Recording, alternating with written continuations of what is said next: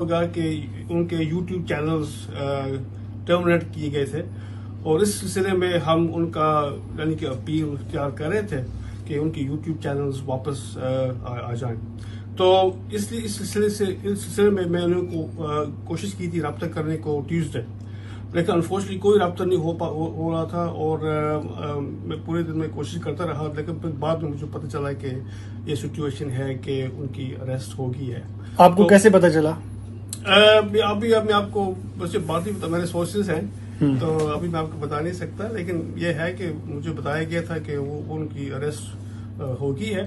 اور ایسی سچویشنز میں جیسے میں نے دیکھا ہے کہ ایسی سچویشنز میں نارملی پولیس اجازت نہیں دیتی، یعنی کہ وہ ڈیلے کر سکتے ہیں ایکسیس ٹو لیگل ریپرزنٹیشن، یعنی کہ اس قسم کے جو الزامات ہوتی ہیں بہت سیریس ہوتے ہیں. کیا الزامات ہیں کیا ان کے کس سیکشن کے تحت ان کو گرفتار کیا گیا؟ کس سیکشن کے تحت؟ میں یعنی کہ جب تک راجہ صاحب مجھے خود رابطہ نہیں کریں گے میں آپ کو انفارچونیٹلی کنفرم نہیں کر سکتا، لیکن جب دیکھا جائے کہ پاکستان میں ان کا وارنٹ ایشو کیا گیا تھا کافی یعنی کہ سیریس ایلیگیشنز میں، اور اس کے مطابق میں آپ کو بتا رہا ہوں کہ نارملی اس قسم کے ایلیگیشنز جو ہیں نا پولیس پاورز کافی ہوتے ہیں. کہ آپ ان کے وکیل ہیں، تو کیا آپ کل سے وہ خبریں چاہنے تھیں اریسٹ کی، تو آپ نے خود پولیس سے یا محکموں سے رابطہ کرنے کی کوشش کی ہے ان کے حوالے سے؟ یہ جو ہے یہ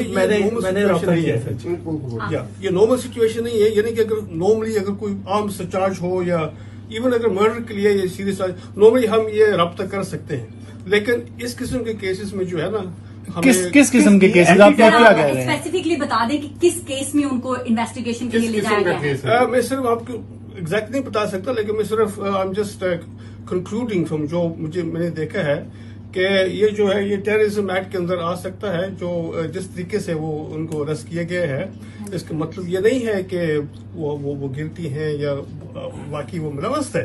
یہ صرف اس کا مطلب یہ ہے کہ جو انفارمیشن اور یا انٹیلیجنس جو ملی ہے یہاں کی